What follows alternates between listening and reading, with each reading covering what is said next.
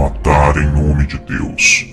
Essa era a frase dita por católicos na Idade Média que se autoafirmavam representantes de Cristo. Tortura para a purificação da alma, execuções por pecados de heresia, bruxaria e adultério. O sangue de Jesus não foi o suficiente para eles. O catolicismo era como um vampiro, cuja sede nunca se acabava. Matar para salvar as almas do pecado ou para ser temida e alcançar grandes poderes políticos. A Santa Inquisição foi a prova de que a Igreja Católica matou mais do que a Segunda Guerra Mundial. Este é o terceiro capítulo da creepsérie mais polêmica da internet. Católicos se ofendem, mas o intuito deste documentário é mostrar somente a verdade. Não apresentamos aqui um conto de fadas, são fatos históricos que influenciaram de maneira gritante toda a humanidade.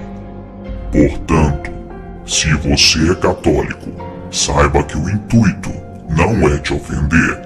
Este vídeo não é aconselhável para católicos fanáticos ou para pessoas que não gostam de ouvir opiniões contrárias às suas. Vocês estão preparados?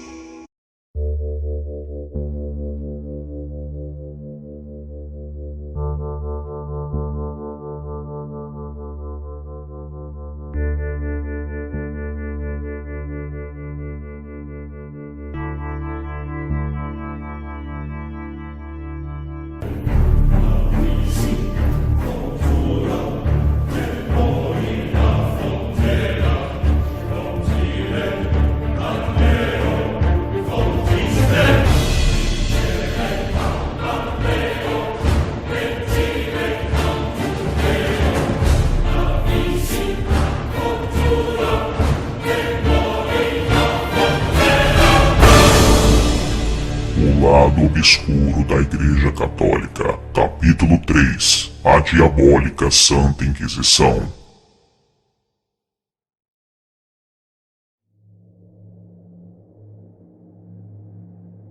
A Igreja, que no início era uma instituição de fé, havia se tornado um grande reino envolvido na política. Ela resolveu criar uma arma que poderia ser usada contra qualquer um, sem nem ao menos eles terem a chance de se defender. Assim surgiu a temida Inquisição.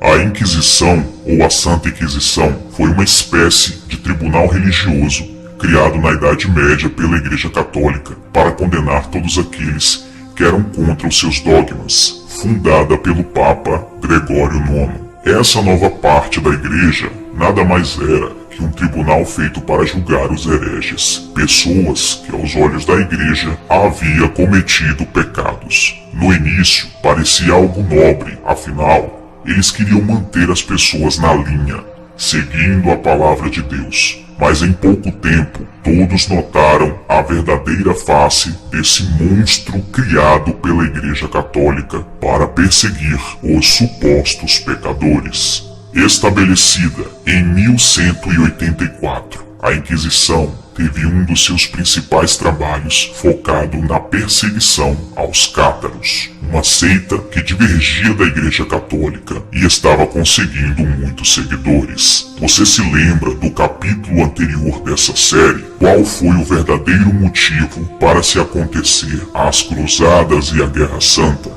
A Igreja Católica se levanta contra todo aquele que prega uma ideia diferente e começa a crescer em número de seguidores. Então, os acusando de heresia, mandou matar todos como pecadores e até uma pequena guerra foi feita contra eles. A Inquisição também perseguia qualquer um ou qualquer coisa que fosse considerada ruim pela Igreja, assim como livros que eram proibidos e quem os lesse, vendesse ou tivesse qualquer envolvimento seria condenado à morte sem defesa.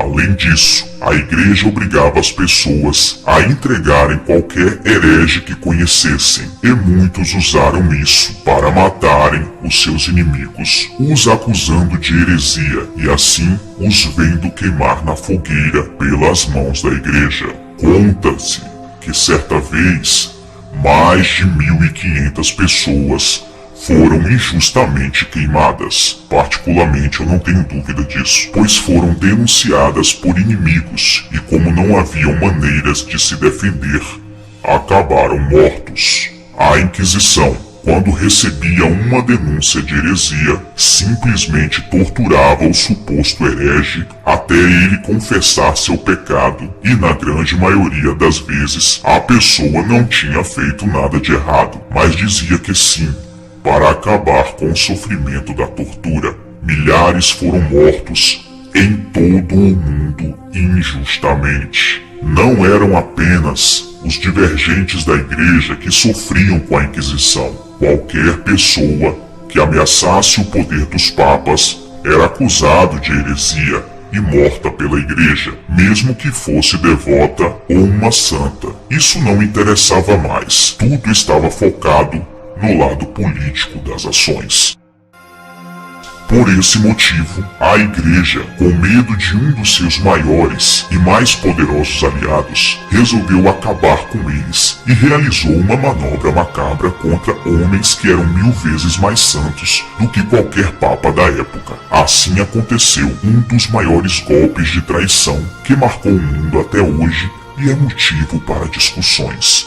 Em 1710, em seu leito de morte, um respeitado sacerdote da Igreja Católica, arrependido de tudo que fez, confessou que muitos padres ameaçavam mulheres dentro da igreja para que fizessem sexo com eles. Caso contrário, seriam entregues à Santa Inquisição. Portanto, se um sacerdote ameaçasse uma mulher dizendo que ele iria mentir sobre ela aos oficiais da Santa Inquisição, ela sabia o tipo de tortura e morte que a esperava. O sacerdote poderia provavelmente delatar a mulher aos inquisitores como bruxa. Os inquisitores tratavam as mulheres acusadas de bruxaria com especial deleite, júbilo e atenção. Matar não era o bastante. Era preciso fazer a vítima sofrer para que, segundo eles, a alma fosse purificada. Veja agora alguns métodos de tortura usados pela Inquisição. Medieval esfola. A esfola consistia na remoção da pele do corpo. Geralmente era feita uma tentativa de manter a parte removida da pele intacta. A serra. A vítima era amarrada de cabeça para baixo. O sangue descia para o cérebro. Isso abrandava a perda de sangue, uma forma de humilhar ainda mais a vítima, dependendo da vítima e torturador. Essa tortura poderia demorar várias horas. Quando a confissão era necessária, a vítima era forçada a assistir a alguém ser sujeito a este método. Se ela não confessasse, ele seria lentamente cortado pela metade. Rato. Esse método de tortura consistia em forçar um rato passar através do corpo da vítima, geralmente os intestinos. Isto era feito da seguinte forma: a vítima estava completamente presa no chão, um rato era então colocado em seu estômago, coberto por um recipiente metálico. Quando o recipiente era gradualmente aquecido, o rato começava a procurar uma saída. Como não tinha para onde sair, a única alternativa era cavar o corpo da vítima e atravessar para o outro lado. Medieval esmagador de joelho. Uma tortura terrível. Era usado principalmente durante a Inquisição. Este instrumento era feito para inutilizar permanentemente os joelhos da vítima. Trono da tortura. Existiam muitos modelos de cadeira. Todas elas tinham uma coisa em comum: pregos para perfurarem as costas, apoia-braços, assentos, pernas e descansa-pés. O número de pregos em uma dessas cadeiras variava de 500 a a 1500. O estripador de mama. Utilizado como uma forma de punir as mulheres, o estripador de mama era uma maneira dolorosa e cruel para mutilar seios das mulheres condenadas. Veremos agora as piores formas de execuções realizadas pela Inquisição da Igreja Católica, cozido até a morte.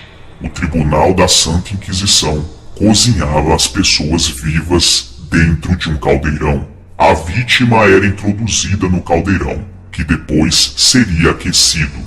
Dentro do caldeirão teria água, azeite ou mesmo sebo. Outro método alternativo seria a utilização de um recipiente mais raso e menos profundo que o caldeirão, estando a vítima parcialmente imersa, que seria literalmente frita até a morte. Morte na fogueira. Esta é uma das execuções mais terríveis e mais conhecidas da Santa Inquisição. A execução na fogueira tem uma longa história, como forma de punir a traição, heresias e casos de bruxaria. Na Idade Média, era comum serem executados nas fogueiras vários condenados simultaneamente, principalmente mulheres que eram acusadas de bruxaria. Este método de queimar pessoas vivas foi mais usado pela Inquisição espanhola, que com certeza foi o lado da igreja mais temido pelo mundo na época. Ao se falar Inquisição, as pessoas tinham medo, mas se falasse Inquisição espanhola, o medo se transformava em pavor, pois a Inquisição espanhola não fazia julgamentos, apenas aplicava sentenças.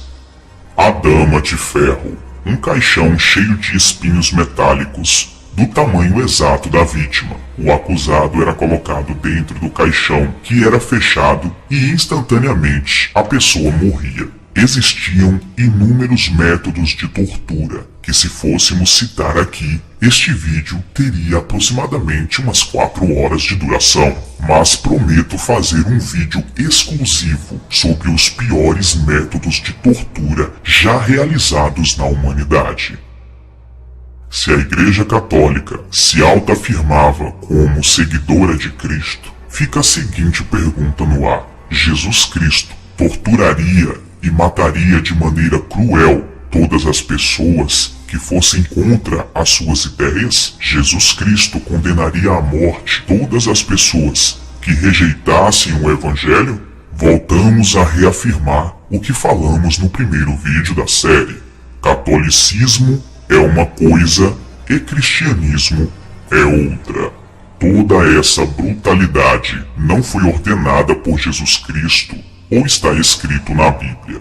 Tudo isso eram ordenanças dos papas, sobre os quais falaremos no próximo vídeo da série, O Lado Obscuro da Igreja Católica, capítulo 4, Os 7 piores papas da história. Não percam o próximo vídeo da série.